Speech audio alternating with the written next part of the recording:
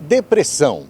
Como identificar uma pessoa que está com esse problema, com essa doença, que às vezes é silenciosa e difícil até de ser percebida por pessoas que convivem com outras pessoas que têm essa doença. Nós conversamos com o psiquiatra de Matão, Dr. Marcelo Teixeira. Entre outras coisas, ele disse que o conselho para uma pessoa que tem depressão pode até ajudar, mas não é o suficiente. O bom mesmo é procurar ajuda com um especialista. As pessoas sentem umas às outras, né? As pessoas percebem o estresse do outro. E a depressão, as pessoas também percebem porque o deprimido começa a diminuir a sua capacidade de participação na vida. A pessoa vai se fechando, a pessoa vai se isolando, a pessoa vai cortando as relações. E vamos dizer que neste momento de pandemia, em que as pessoas estão mais isoladas, mais solitárias, pelo menos aquelas que levam a sério os cuidados e as medidas de proteção, né, contra a disseminação do vírus, tornou-se um problema se a pessoa já tinha uma tendência depressiva, né? O isolamento social, ele pode agravar as condições de uma depressão já existente, né? Então, as pessoas sentem normalmente, viu, Beto?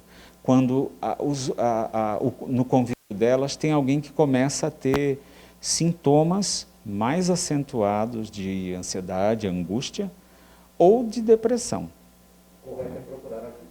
Assim, sempre procurar ajuda. A gente tem que tomar um cuidado, né? As pessoas, quando percebem alguma dificuldade nas outras, muitas vezes querem resolver o problema, não é? Como se isso fosse um problema que pudesse ser resolvido assim, num estalar de dedos. Não é, né? Não se resolve depressão e nem estresse apenas com conselhos. Conselhos são bem-vindos, apoio é bem-vindo, mas é necessário ajuda profissional, não é? Nos casos mais leves, ajuda psicológica. Nos casos de moderado a grave, é necessário ajuda médica. Então, é importante procurar o especialista, que é o psiquiatra, né, que vai ter condições de avaliar, determinar o grau, o diagnóstico, o grau, né, do comprometimento e propor a terapêutica adequada. Existe uma palavra que é muito utilizada, que é a questão do estresse, né? O estresse.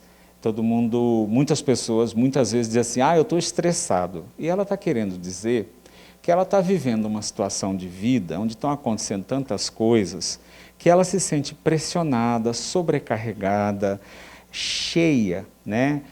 Tensa,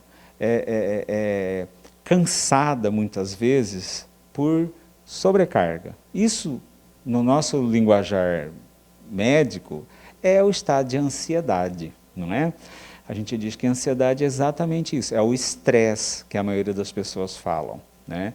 A ansiedade é uma experiência psíquica. A gente diz que quando a ansiedade é tão intensa, ela pode começar a produzir sintomas físicos. Então a pessoa, além de preocupada, estressada, sobrecarregada, ela começa a ter palpitações, falta de ar, sensação de pressão no peito. Isso é angústia, é a ansiedade se expressando corporalmente, através de sensações físicas, tremores, nó na garganta, dor no peito, falta de ar, dificuldade respiratória, né?